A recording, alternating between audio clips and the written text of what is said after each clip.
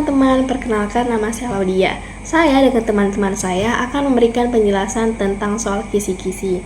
Berikut adalah nama-nama anggota kami. Yang pertama ada Areta, Cherlyn, Evelyn, Jessica, Marella, Vanessa, dan saya.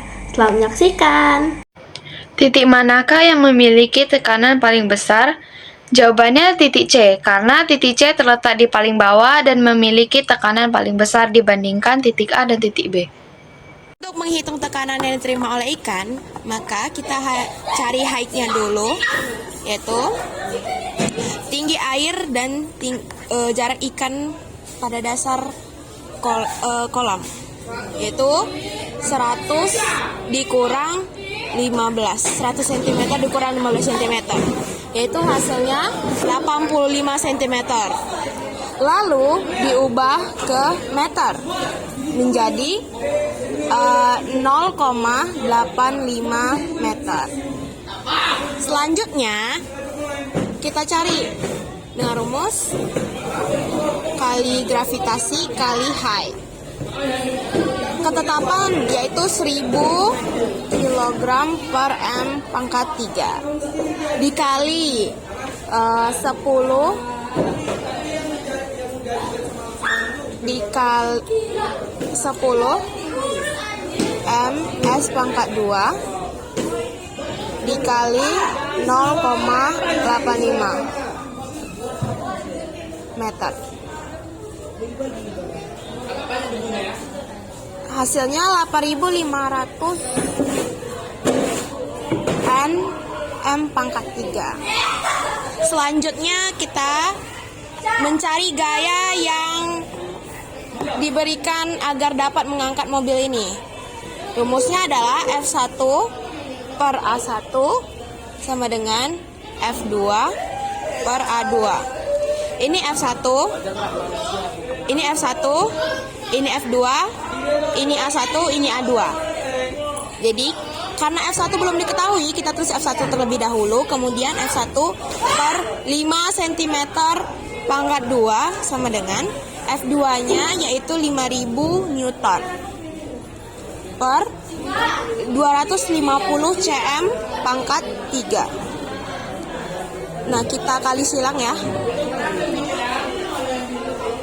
Jadi ini F1 dikali 250 cm pangkat 3 sama dengan 5000 dikali 5 sama dengan 2500 Newton cm pangkat 3. Terus F1 sama dengan 2500 N cm pangkat 2 per 250 cm pangkat 2. Ini dihituin. Jadi menghasilkan 10 Newton. Seperti itu. Mengapa gayung dapat mengapung ke air? Karena massa jenis zat cair lebih besar dari massa jenis gayung. Perbedaan dari mengapung, tenggelam, dan melayang. Yang pertama, mengapung. Gaya atas lebih tinggi daripada berat benda. Yang kedua, tenggelam. Gaya atas lebih kecil daripada berat benda. Sedangkan melayang itu gaya atas dan berat bendanya sama. Pertama, jika gelas berisi air dan ditutup kertas, lalu dibalikkan, apa yang akan terjadi dan mengapa? Yang akan terjadi yaitu airnya tidak akan tumpah. Mengapa bisa terjadi seperti itu? Karena tekanan udara di luar jauh lebih besar daripada tekanan air di dalam gelas. Pertanyaan kedua, bagaimana jika minyak dan air dimasukkan ke dalam pipa? Apa yang akan terjadi terhadap tekanan?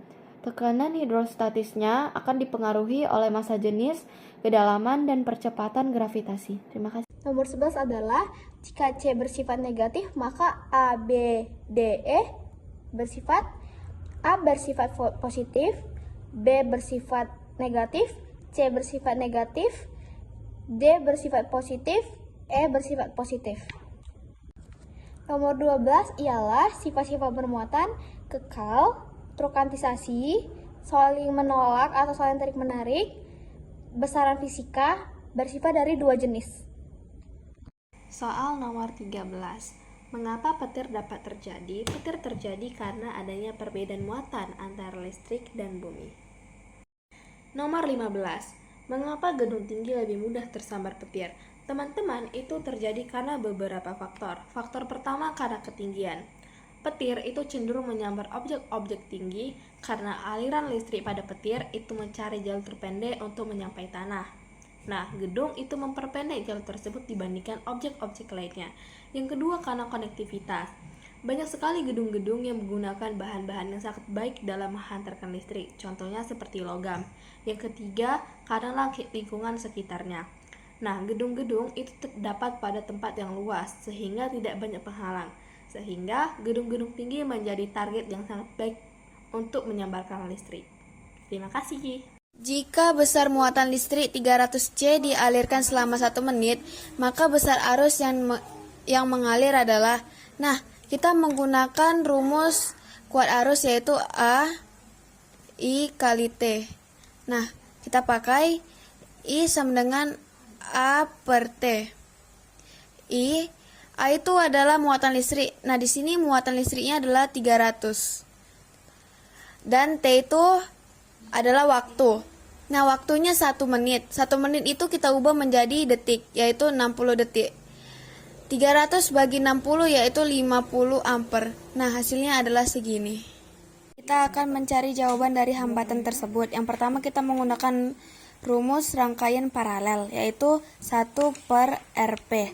Nah, yaitu 1 per R3 tambah 1 per R4 tambah 1 per R5, yaitu 1 per 40 tambah 1 per 20 tambah 1 per 60, yaitu kita harus menyamakan penyebutnya. Nah, kita memakai 120 bagi 40 yaitu 3 tambah 120 bagi 26 tambah 120 bagi 60 yaitu 2. Nah, dihasilkan jadi 11 per 120. Dibalik 120 per 11 hasilnya 10,9 ohm. Yang kedua kita memakai rumus rangkaian seri RS, yaitu kita pakai R1 tambah R2 dan RP, yaitu yang sudah kita cari hasilnya dari ini. Nah, yaitu R1 30 tambah 10 tambah 10,9, yaitu 50,9 ohm. Dan hasilnya adalah segini.